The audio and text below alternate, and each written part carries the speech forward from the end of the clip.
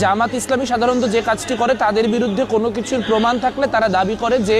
যারা এই বিষয়ে গবেষণা করেছে বা যারা এই নিয়ে কাজ করেছে তারা তাদের রাজনৈতিক শত্রু। ফলে তাদের কথার মধ্য দিয়ে আসলে নৈর্ব্যক্তিকভাবে জামাত ইসলামীর অবস্থানকে বোঝা সম্ভব না। সেই জন্য আমরা এখানে মেথোডোলজিক্যালি যে কাজটি করেছি সেটি হচ্ছে এই এক্সিবিশনের রাজাকারের আমলনামা যে অংশটি, সেই অংশটি পরিপূর্ণভাবে জামাত ইসলামীর মুখপত্রে তারা সেই সময় বাংলাদেশের যুদ্ধকে কিভাবে দেখেছে সেটি একদম মানে কোনো রকম কমেন্টারি ছাড়া, কোনো রকম ন্যারেটিভাইজেশন ছাড়া সিম্পলি তুলে ধরেছি। এবং আপনারা যদি দেখান আপনাদের দর্শকদের, তাহলে তারা দেখতে পাবে যে আসলে এখানে তারা মুক্তিযুদ্ধ বিষয়ে ঠিক যে ধরনের কথাবার্তা বলতো তারা বর্তমানেও একই ধরনের কথাবার্তা বলে। তারা সেই সময় বলেছে যে যারা মুক্তিযুদ্ধ করে তারা হচ্ছে ভারতের দালাল, এই বাহিনী হচ্ছে মূলত হিন্দুদের বাহিনী, এই বাহিনী হচ্ছে হিন্দুরা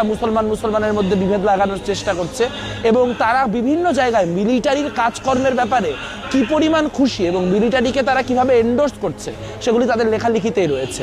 এবং যখন পাকিস্তানের রাজনীতিবিদরা হচ্ছে জামাত ইসলামীকে অ্যাকিউজ করছে, বলছে যে তারা রাজনৈতিক অপোনেন্টদের বিরুদ্ধে পাইকারি দরে হচ্ছে গণহত্যা করছে, তখন তারা তার সমালোচনা করছে, অর্থাৎ তারা পশ্চিম পাকিস্তানিদের চেয়ে বেশি পাকিস্তানি অবস্থান সেই সময় গ্রহণ করেছেন। তো আসলে এটি সেই সময়কার তাদের যে আমলনামা, সে আমলনামার একটা বিবরণ, এবং সেখান থেকে আসলে আমরা দেখতে পাবো যে আসলে তারা কিভাবে করে গণহত্যার পক্ষে সম্মতি উৎপাদন করেছে, কিভাবে মুক্তিযোদ্ধাদের হত্যা করার জাস্টিফিকেশন তৈরি করেছে, কিভাবে প্রকাশ্যে রাজাকার বাহিনীর অংশ হিসেবে বিভিন্ন জায়গায় নারীদের উপর, সাধারণ মানুষের উপর নির্যাতন করেছে, এবং বাংলাদেশের যে স্বাধীনতা লগ্ন, সেই স্বাধীনতা লগ্নে কিভাবে তারা তাদের স্বভাবসুলভ যে গাদ্দারের ভূমিকা, সেই গাদ্দারের ভূমিকায় থেকেছে। যারা এখানে এসেছেন ঢাকা বিশ্ববিদ্যালয়ের শিক্ষার্থী এবং ঢাকা বিশ্ববিদ্যালয়ের বাইরের শিক্ষার্থী, যত মানুষের সাথে আমাদের গত কয়েকদিনে দেখা হয়েছে, তারা সবাই অত্যন্ত প্রশংসাজনক একটা কথা বলেছেন, এবং তারা আমরা যে এটার পিছনে প্রচুর পরিমাণ লেবার এবং এফোর্ট দিয়ে একটা গঠনমূলক কাজ করার চেষ্টা করেছি সেটিকে অনেকে অ্যাপ্রিসিয়েট করেছেন। আমাদের মনে হয় সামনের দিনে যদি স্বাধীনতা বিরোধীদের অপতৎপরতার, বুদ্ধিভিত্তিক অপতৎপরতার বিরুদ্ধে আমাদের লড়তে হয়, তাহলে সেটা বুদ্ধিভিত্তিকভাবেই করতে হবে। জুতা মারার মধ্যে দিয়ে বা পতাকা পাড়ানোর মধ্য দিয়ে